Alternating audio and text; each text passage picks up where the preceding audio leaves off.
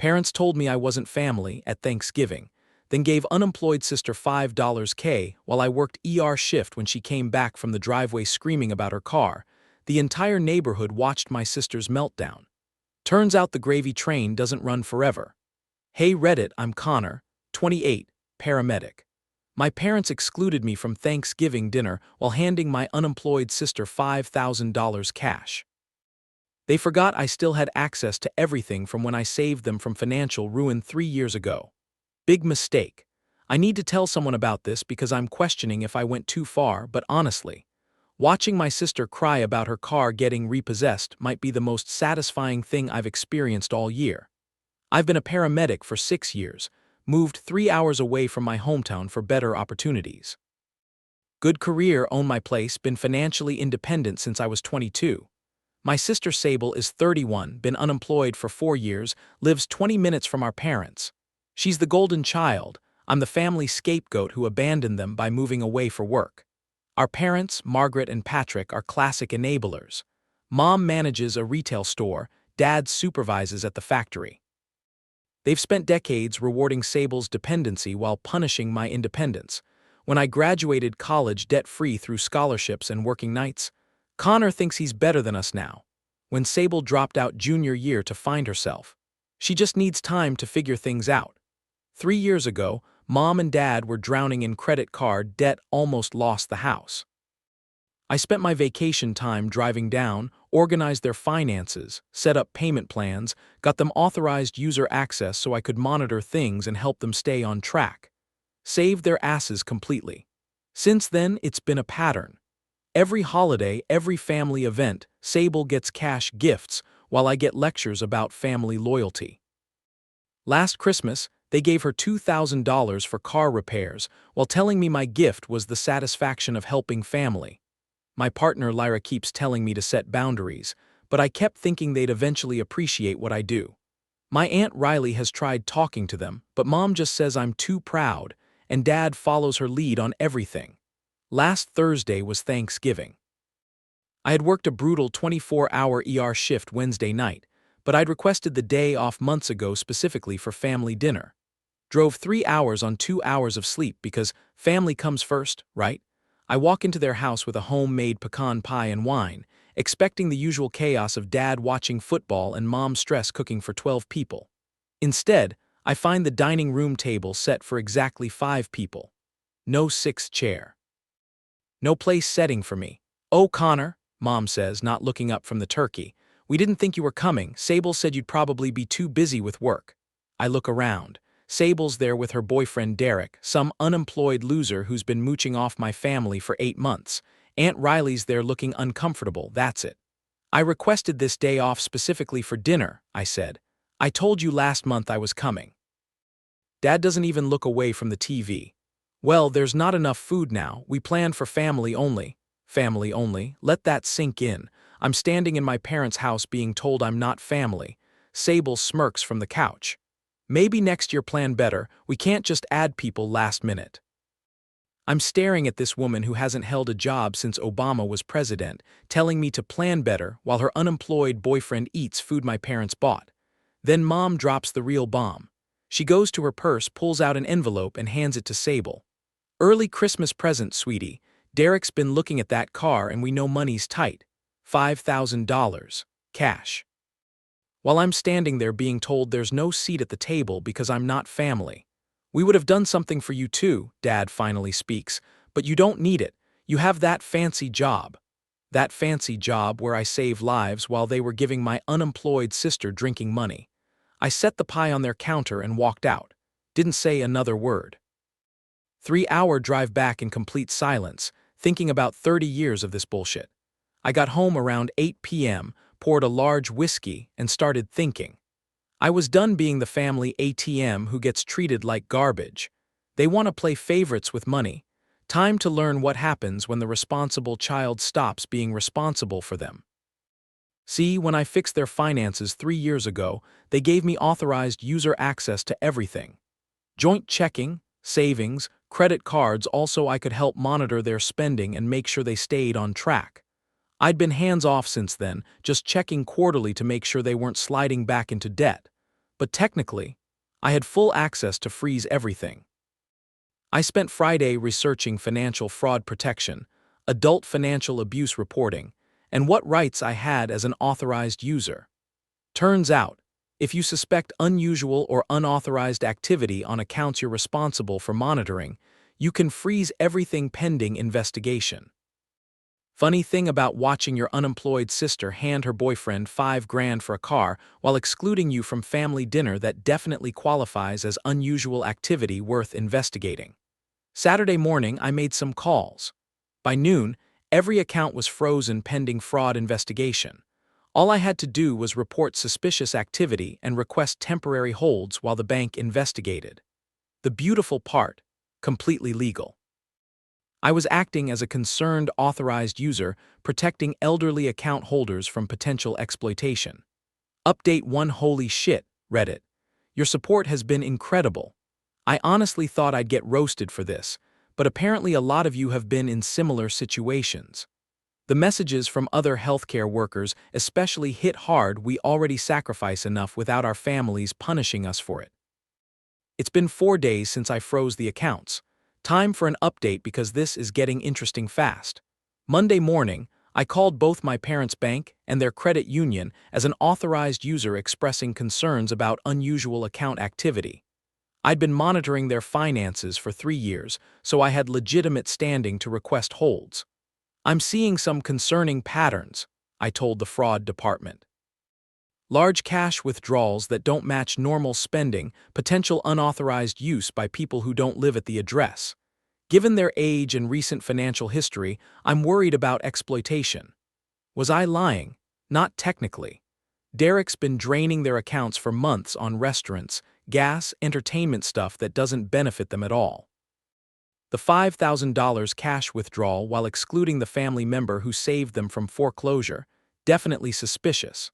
The banks were actually grateful. Apparently, elder financial abuse is huge right now, and having a responsible family member flag potential issues is exactly what they want. All accounts frozen pending investigation. Could take 7-10 business days to resolve. Tuesday morning, my phone exploded. 17 missed calls from Mom, 12 from Dad, 8 from Sable. Beautiful. First voicemail from Mom. Connor, I don't know what's wrong with our cards, but they're all declined. Can you call the bank? You know about this stuff. Oh, the sweet irony. I waited until Tuesday evening to call back, played completely innocent. Hey Mom, what's going on? Our accounts are frozen. They're saying there's some kind of investigation. The bank won't tell us anything. That's weird, I said, sounding genuinely puzzled. Did you guys make any unusual purchases lately? Large cash withdrawals, anything out of pattern? Dead silence. Well, she finally says, we gave Sable some money for Derek's car, but that's family business. How much money, Mom? That's not important. Can you fix this? I can call them tomorrow and see what's going on, but bank investigations are serious business. They don't freeze accounts without good reason. Here's where it gets delicious. Derek's been using my parents' credit cards for months. Not just the car money, I pulled the statements as an authorized user and found $3,000 a month in charges. Fancy dinners, gas for his truck, entertainment, even a weekend trip to Chicago I'm pretty sure my parents never took. When the cards got frozen, his little party train derailed hard. Wednesday, Sable called me crying. Derek's car payment bounced the one they were buying with my parents' money, and the dealer was demanding immediate payment or repossession. Can you talk to Mom and Dad's bank? She begs. This is really important. What's really important, Sable, is understanding why someone who isn't family is spending thousands on cards in our parents' names. That's not. Derek helps around the house. For $3,000 a month, that's expensive help. She hung up on me. Thursday afternoon, my phone buzzes with a video text from Sable. It's Derek standing in my parents' driveway, yelling at a tow truck driver who's hooking up a silver Dodge Charger. In the video, I can see my sister in the background, crying and screaming at Derek about how this is all Connor's fault and how he needs to fix this. Derek's waving his arms around, shouting about how the payment was supposed to go through, how this is bullshit, how they had a deal. The tow truck driver, completely unbothered, just doing his job. I watched that video 5 times. Best entertainment I've had all year. Friday morning, Dad finally calls me directly. He never calls me directly. Connor, you need to fix this bank situation. Your mother's having a panic attack. Dad, I don't control bank fraud investigations. If there's suspicious activity, they have to investigate. There's no suspicious activity, we just helped your sister. With $5,000 in cash while telling me I'm not family? Silence. That's different. Is it, Dad? Because from where I'm sitting, excluding me from family dinner while handing out cash looks pretty suspicious. You're being dramatic, and you're being investigated for unusual account activity. Funny how that works. He hung up. My Aunt Riley called me Friday night. She was at my parents' house for the whole Thursday shit show. Connor, she says, I've never seen anything like it. Derek was screaming at your parents about how they promised him the money, demanding they fix it. Your sister was crying about how you ruined everything and how you've always been jealous. What did Mom and Dad say? Your dad asked me if I thought you actually did this on purpose. I told him, Patrick, you told your son he wasn't family while handing his sister $5,000. What did you think was going to happen? Riley's always been the truth teller in our family. Then Derek starts demanding your parents call you and make you fix it, and your dad actually told him to shut up because Connor doesn't have to do anything for us. Dad said that. Apparently it took losing access to their money for him to remember you're not their personal bank. The bank investigation continues. I'm being completely cooperative, providing all the documentation they need about Derek's spending patterns and the timeline of events. The fraud department is actually impressed with my record keeping. Turns out having 3 years of quarterly financial check-ins and documented concerns about unauthorized spending makes for a very strong case. Derek's car got repoed. His relationship with my sister is apparently on hold until she can fix her family's money problems. Shocking how quickly love dies when the ATM stops working. My parents are surviving on the cash they had in hand, which, ironically, is just enough to buy groceries after Sable spent their Thanksgiving money on her boyfriend's car payment. Update 2. Reddit, it's been a week and a half since the account freeze, and holy shit this escalated fast. I'm getting calls from relatives I haven't heard from in years, my sister's living situation is imploding, and my parents are learning some hard truths about who they actually depend on. Your support has been incredible, but I'm getting some messages saying I should fix this before it goes too far. Time to address that and give you the full update. The banks are taking this seriously. Really seriously. When I reported suspicious activity patterns, large cash withdrawals, unauthorized user spending, targeting of elderly account holders, they activated their full elder financial abuse protocol. This isn't just a simple account freeze anymore. They've escalated to their fraud investigation team and requested documentation proving every large transaction from the past 6 months was legitimate. My parents have to provide receipts, explanations, and proof that Derek had permission to use their cards for $3,000 a month in entertainment spending. Spoiler alert, they can't. Because here's what I discovered when I really dug into those statements: Derek wasn't just spending money. He was systematic about it. Every Tuesday and Friday, gas for his truck. Every weekend, expensive dinners for him and my sister. Last month alone, $400 at a casino, $250 at a strip club, and $180 on what the statements show as adult entertainment services.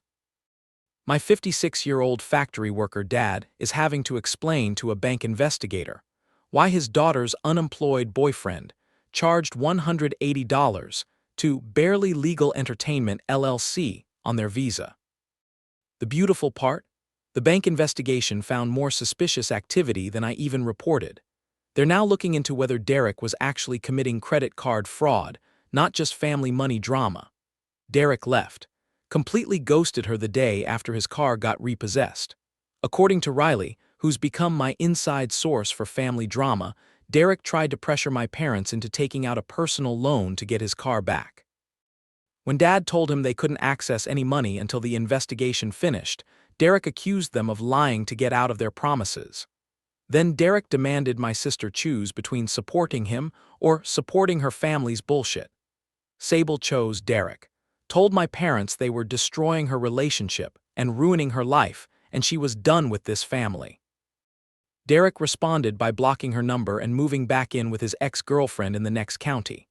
My sister, who hasn't worked in 4 years, who's been living off my parents' money for rent, groceries, gas, everything, suddenly had to survive on her own. She lasted 3 days. Tuesday, Sable showed up at my parents' house with 2 garbage bags of clothes and an eviction notice. Derek had been the one paying her rent with my parents' money, and when he left, she got 72 hours to vacate. But here's the thing, my parents can't help her. Their accounts are still frozen, and even if they weren't, the bank is now requiring secondary approval for any transaction over $500 until the investigation concludes. That's when my phone started ringing.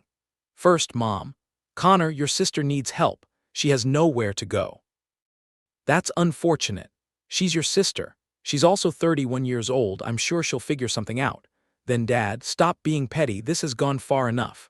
I'm not being petty, Dad. I'm being consistent. You made it clear I'm not family. Family problems aren't my responsibility. Finally, Sable herself, crying so hard I could barely understand her. Connor, please, I know we haven't been fair to you, but I need help. I don't have anywhere to go. Have you tried getting a job?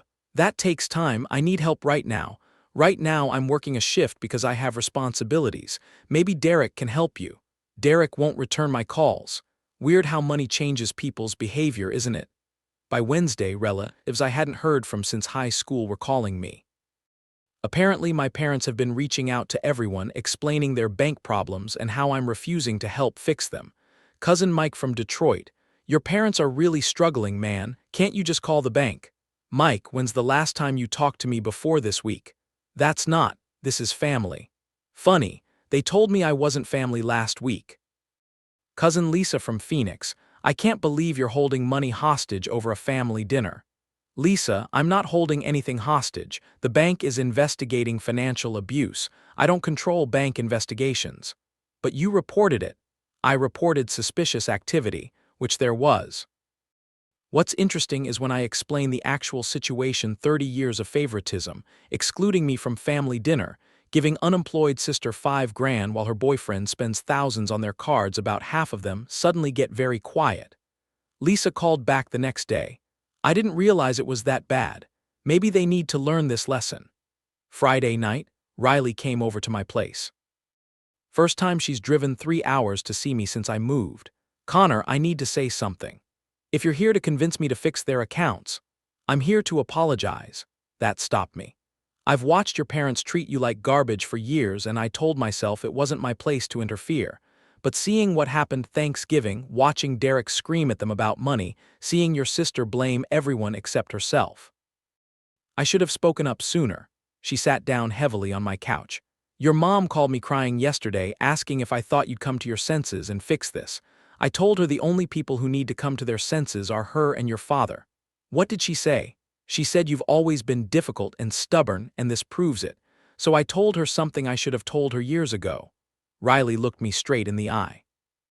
I said, Margaret, Connor saved your house when you were too proud to ask anyone else for help. He's been monitoring your finances for 3 years to keep you from drowning again. He drove 3 hours on his day off to have dinner with you, and you told him he wasn't family while handing his unemployed sister $5,000. Maybe if you didn't treat Connor like an ATM and Sable like a princess, this wouldn't have happened. How'd she take that? She hung up on me. Patrick called an hour later asking if I really thought they'd been unfair to you. And I told him that if he had to ask that question, he already knew the answer. It's been 11 days since the account freeze. The investigation is ongoing, and honestly, I have no idea when it'll resolve.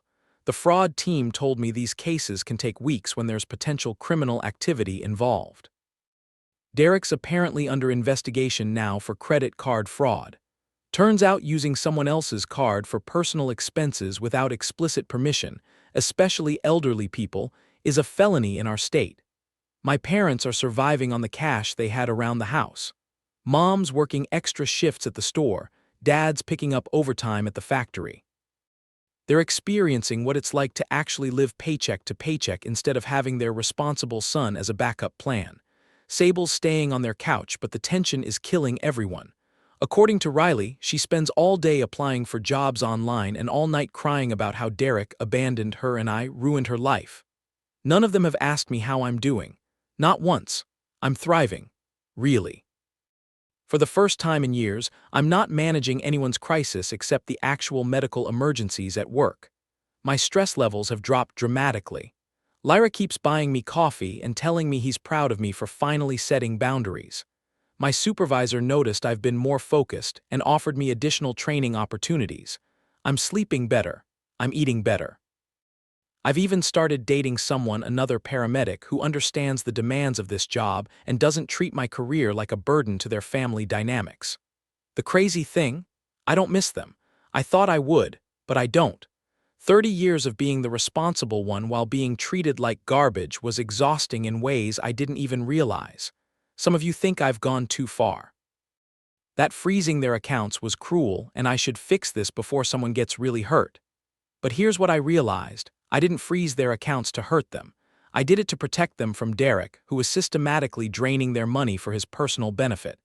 The fact that it also protected me from continuing to enable their dysfunction, that's just a bonus. My parents are adults. Sable is a 31-year-old adult.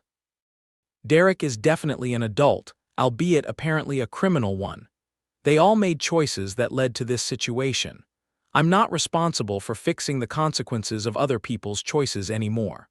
Final update Reddit, it's been 6 months since my Thanksgiving revenge, and you've been asking for updates. Time for the final chapter because my life has changed completely, and my family has learned some expensive lessons about taking people for granted. TLDR, I'm thriving, they're struggling, Derek's in jail, and my dad just asked me to co-sign Sable's car loan. Spoiler alert, that's a no.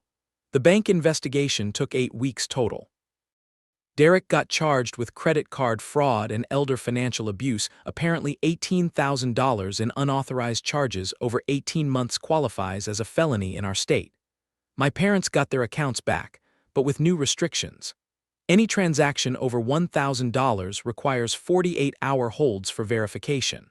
All authorized users except for medical emergencies were removed. That includes me. I'm officially no longer responsible for monitoring their finances. The $5,000 they gave Derek for the car? Gone. Consumed by repossession fees, impound charges, storage costs, and legal fees when Derek tried to sue the dealer. Turns out you can't finance a car with someone else's money and claim ownership when it gets repoed. Best part? The bank investigation found that Derek had been planning to use their credit to finance a second car for his ex-girlfriend. He wasn't just stealing from them, he was setting up to steal more. My parents had to sit through a financial crimes presentation about elder abuse warning signs. The investigator specifically highlighted family members or romantic partners who discourage contact with financially responsible relatives as a major red flag. Yeah. They got a lecture about how excluding me from family events while Derek drained their accounts was textbook isolation tactics. Remember my 31-year-old sister who hadn't worked in 4 years? Turns out the job market wasn't excited about someone whose resume showed a 4-year gap filled with finding herself. She finally found work at a call center. Minimum wage, evening shifts, dealing with angry customers who want to cancel their cable service. She's been there 4 months now and hates every minute of it. According to Riley, she complains constantly about having real responsibilities and how unfair it is that she has to work while I got lucky with my career. Lucky. Like I didn't spend 6 years in EMT training, paramedic certification, and working my way up through experience. The best part. She's still living with my parents at 31 because call center wages don't cover rent, car payments, and the lifestyle she got used to on Derek's stolen money. Derek got 18 months in county jail and 3 years probation. He also owes my parents $18,000 in restitution, which he'll be paying back at $50 a month from his prison commissary job. At that rate, they'll be fully repaid sometime around 2055. He tried to contact my sister from jail, asking her to put money in his commissary account and wait for him to get out. She blocked his number after he called her collect 6 times in 1 day. Funny how prison changed his perspective on their relationship. Mom and Dad are working more hours than they have in years. Dad picked up weekend shifts at the factory. Mom's working retail part-time on top of her management job. They're experiencing what it's like to support their 31-year-old daughter without having their successful son as a financial backup plan. Last month, Sable's car broke down and needed $1,200 in repairs. Guess who they called? Not me. They know better now. Instead, they spent 2 weeks arguing about whether to put it on a credit card, remember, everything over $1,000 requires verification, or tell Sable she needs to figure it out herself. They chose the credit card. Sable chose to blame me for not helping family when I didn't offer to pay for it. Most of our relatives have figured out what really happened. Turns out when you explain the situation honestly, 30 years of favoritism, excluding me from family dinner, giving unemployed sister money while her criminal boyfriend stole thousands more people understand why I set boundaries. Cousin Mike apologized for pressuring me to fix things and told me he had no idea how bad it was. Cousin Lisa invited me to her daughter's graduation because you're the kind of family influence I want around my kids. Uncle Tom, who I hadn't talked to in 5 years, called to ask my advice about his own financially irresponsible adult children. The best vindication came from my grandmother Dad's mother, who's 84 and sharp as a tack. She called me in March. "Connor, your father told me about the bank troubles. I want you to know I understand exactly what you did and why you did it." "Thanks, Grandma. Your grandfather and I watched your parents spoil that girl rotten while expecting you to be the adult from the time you were 12. We should have said something years ago." She paused. "A man's job is to protect his family, not enable their worst behaviors." "You did what needed doing." "I got promoted to shift supervisor in February. Better pay, better schedule, more responsibility for training new paramedics. Turns out when you're not spending your mental energy managing family crises, you can focus on actual advancement. I've also been dating Emily, another paramedic, for 4 months now. She understands healthcare schedules, respects my boundaries, and has never once suggested I should give my family money to prove I love them. Revolutionary concept, apparently. Christmas was interesting. I worked a voluntary double shift and had dinner with Emily's family instead. My parents invited me to Christmas dinner. I politely declined. "We miss you," Mom said. "You had 30 years to miss me while I was actually there," I replied. Easter was the same pattern. Invitation, polite decline, passive-aggressive comments about how I'm holding grudges. I'm not holding grudges. I'm just not subjecting myself to people who see my presence as an obligation and my success as a threat. Last week, Dad called with a request that perfectly summarizes everything. "Connor, Sable's car is dying and she needs something reliable to get to work. Would you co-sign a car loan for her?" I actually laughed out loud. "Dad, let me understand this. You want me to legally obligate myself to pay for a car for the sister who blamed me for Derek's theft, who hasn't spoken to me since the account investigation, and who thinks my success is something that happened to me instead of something I earned? She's learned her lesson. Has she? Because her last Facebook post was about how some people get everything handed to them while others have to struggle. That doesn't sound like someone who's learned lessons about personal responsibility. She's working now. At a job she hates, that she complains about constantly, that she only got because her criminal boyfriend got arrested and her parents ran out of money to support her lifestyle." Silence. "Besides, Dad, I thought I wasn't family. Why would I co-sign a loan for someone who isn't family?" He hung up on me. "My life is peaceful. Genuinely peaceful. I work my shifts, I'm dating someone who respects my career, I'm advancing professionally, and I'm not responsible for anyone's poor choices except the patients I treat. My family is struggling, but they're struggling with consequences they created through decades of bad choices." Derek exploited a dynamic they created, excluding the responsible child while rewarding the irresponsible one. Sable is learning what employment feels like for the first time at 31. My parents are learning what supporting an adult child costs when you don't have another adult child subsidizing your finances. I learned something important through this experience. Enabling dysfunction doesn't help anyone. It doesn't help the people you're enabling, and it definitely doesn't help you. My parents thought they were being good parents by protecting Sable from consequences. Instead, they created an adult child who can't function independently and a family dynamic based on exploitation. When I removed myself as the family safety net, reality finally caught up with 30 years of bad decisions. If your family treats you like an ATM while treating you like garbage, you have permission to set boundaries. You are not obligated to fund other people's poor choices just because you share DNA. Success isn't something to apologize for. Working hard isn't something to be punished for. Taking care of yourself isn't selfish, it's necessary. Your value isn't determined by what you can provide financially. If people only appreciate you when you're useful to them, they don't actually appreciate you at all. I'm working Christmas and Thanksgiving this year by choice.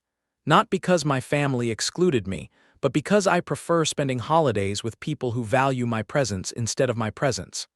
Emily's working those holidays too. We're covering for colleagues who want to be with their families. Our families.